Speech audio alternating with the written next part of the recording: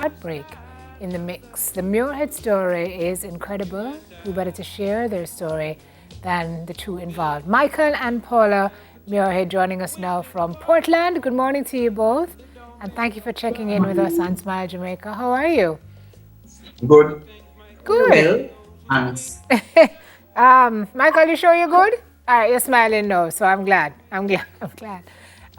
So tell me a little bit about your relationship. You guys have been married for 21 years. And, you know, when somebody gets to 21, they say they're an adult. They're all grown up. I mean, we start at 18, but 21 is a different stage. I'm going to start with the lady first, Paula.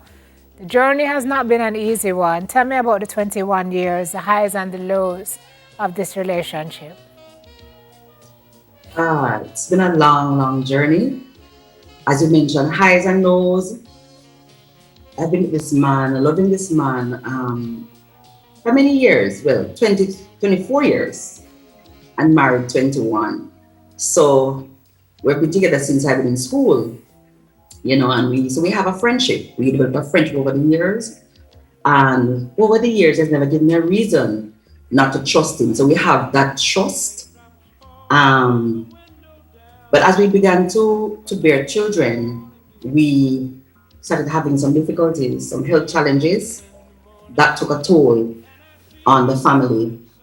But I'll tell you that it never got to separate us because of some factors that were there. One of these factors is that I met the Lord 2 years after I got saved. I got married. I got saved. And I believe that my relationship with the Lord was one of the main things that really kept me in the marriage. Mm-hmm. I learned to be committing to God. So it was easy to commit to my husband. Because, Simone, I learned that love isn't enough. As humans, we go through different changes, we go through things, and sometimes love isn't enough. It takes much more than that. I think that is such a powerful and profound statement, Paula, that a lot of people do not realize. But it's true. You need more than that. Yes. Michael, you hear your wife speak. You agree with what she's saying? What has kept you guys together from your point of view?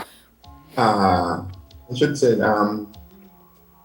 basically, love and, commitment.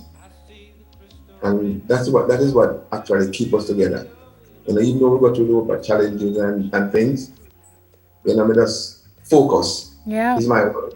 Yeah. I remember when I went to the church and the pastor said, get those parts that me happen on my head until to the day. I leave her until my dead. So that's what keep us. Yeah.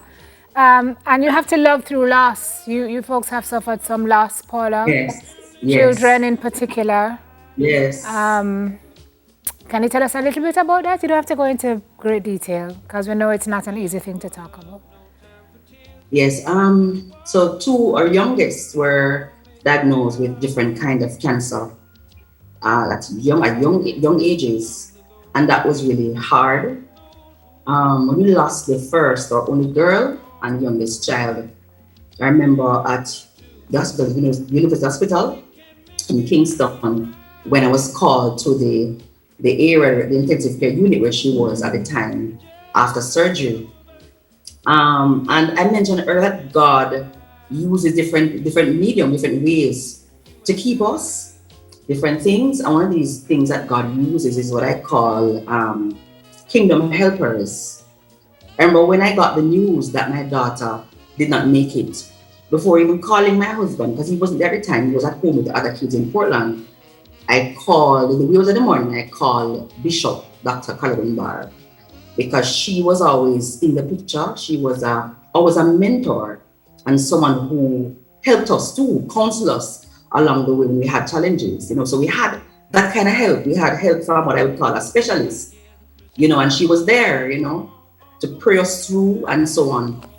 And then in 2017, when we lost our eldest, Adrian, that was another bombshell.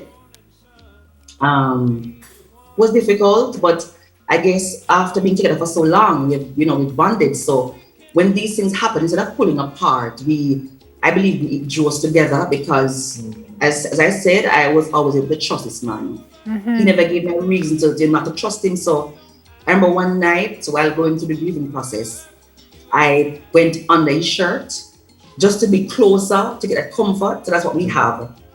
And while going through the early few months after losing Adrian, I got a call from Bishop, and she told us that we were the recipients of the Cityscape weekend, the family and marriage weekend that she normally has this function in Purpose Path every year, right? And that proceeds go towards a family in need of the intervention, and so that was like heaven to us.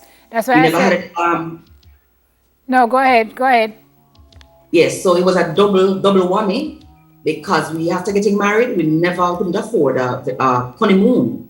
And so that was the honeymoon at the hotel, and then the workshops with Reverend Dunbar, Bishop Dunbar, was like the little fun that helped to fund to hold them back together, fund the flame, and kind of gave us perspective and help us through that difficult time. Yes, that's why when we hear this song playing that says just the two of us, there are usually more people around you that help to either build, sometimes break your marriage. But you had Reverend Dunbar, bless her heart. She's a good woman. We're going to talk to her later on in the show. But we just thank the two of you for stopping in this morning and sharing what you've gone through, and to let us know that even when things feel like they hit rock bottom, if you just pull together and hunker down together, then you can make it through. So thank you, Michael, and thank you, Paula, and all our blessings for a forever fruitful marriage for the both of you, and blessings on your family. Thank you so much. Good to be with you. Yes, Michael and Paula Muirhead are with us this morning from Portland. I tell you folks, life comes at you all sorts of different ways, but you just have to hunker down and keep going. You can't stop. Thank you very much, guys. Again, take a break on Smile News.